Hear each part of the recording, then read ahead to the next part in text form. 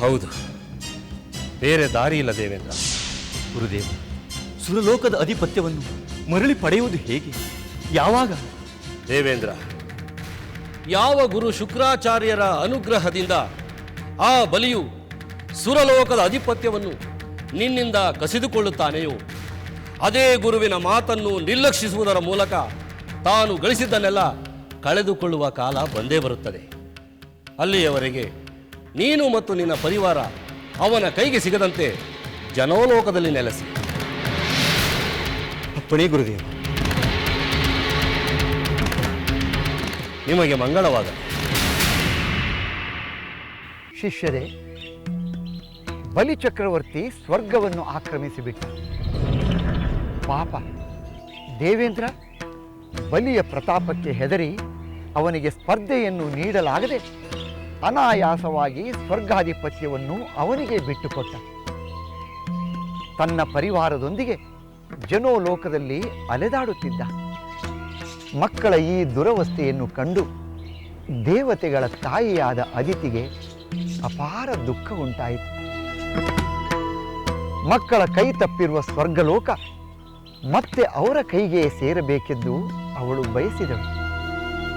ಅವಳು ಮಹರ್ಷಿ ಕಾಶ್ಯಪರಲ್ಲಿಗೆ ಹೋಗಿ ಈ ವಿಷಯವನ್ನೆಲ್ಲ ಹೇಳಿದಳು. ಮಹರ್ಷಿ ಕಾಶ್ಯಪರು ಒಂದು ವೃತವನ್ನು ಹೇಳಿ ಆ ಮೂಲಕ ಶ್ರೀಹರಿಯ ಅನುಗ್ರಹವನ್ನು ಪಡೆಯುವಂತೆ ಸೂಚಿಸಿದರು. ಗುರುಗಳೇ, ಅದಿತಿ ಆ ವ್ರತವನ್ನು ಆಚರಿಸಿ ಶ್ರೀಹರಿಯ ಅನುಗ್ರಹವನ್ನು ಪಡೆದಳೆ. ಹೌದು, ಅದಿತಿಯ ಶ್ರದ್ಧಾ ಭಕ್ತಿಗಳಿಗೆ ಪ್ರಸನ್ನನಾದ ಶ್ರೀಹರಿ ಅವಳೆದುರು ಪ್ರತ್ಯಕ್ಷನಾದ. ಅದಿತಿ ಸ್ವರ್ಗಭ್ರಷ್ಟರಾಗಿರುವ ತನ್ನ ಮಕ್ಕಳ ದುರವಸ್ಥೆಯನ್ನು ದುಃಖದಿಂದ ಹೇಳಿಕೊಂಡಳು. ಅವರಿಗೆ ಮತ್ತೆ ಸ್ವರ್ಗ ಪ್ರಾಪ್ತಿಯಾಗುವಂತೆ ಮಾಡಬೇಕೆಂದು ಪ್ರಾರ್ಥಿಸಿದಳು. ಅದಕ್ಕೆ ಸಮ್ಮತಿಸಿ ಶ್ರೀಹರಿಯು ಅಭಯ ನೀಡಿದ.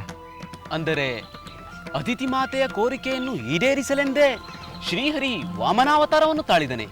ಹೌದು, ಅದಿತಿಯ ಮಕ್ಕಳಾದ ದೇವತೆಗಳನ್ನು ಮತ್ತೆ ಸ್ವರ್ಗದಲ್ಲಿ ಪ್ರತಿಷ್ಠಾಪಿಸಬೇಕೆಂದೇ ಶ್ರೀಹರಿಯು ವಾಮನಾವತಾರ ತಾಳಿದ. ಅಂದರೆ ಶ್ರೀಹರಿಯು ವಾಮನನಾಗಿ ಅದಿತಿಯಲ್ಲಿ ಅವತರಿಸಿದ. ವಟು ರೂಪದಲ್ಲಿ ಅವಳೆದುರಿನಲ್ಲಿ ನಿಂತ. ಕಾಶ್ಯಪ ಮಹರ್ಷಿಗಳು ಅವನಿಗೆ ಜಾತಕರ್ಮಾದಿ ಸಂಸ್ಕಾರಗಳನ್ನು ನೆರವೇರಿಸಿದರು.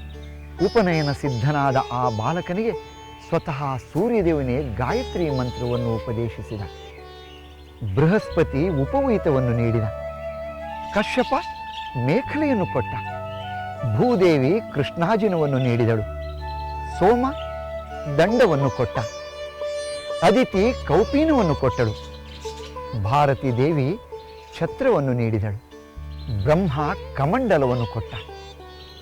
ಸಪ್ತರ್ಷಿಗಳು ಕುಶಗಳನ್ನು ಕೊಟ್ಟರು. ಸರಸ್ವತಿ ದೇವಿ ಅಕ್ಷರಮಾಲೆಯನ್ನು ನೀಡಿ ಸತ್ಕರಿಸಿದಳು.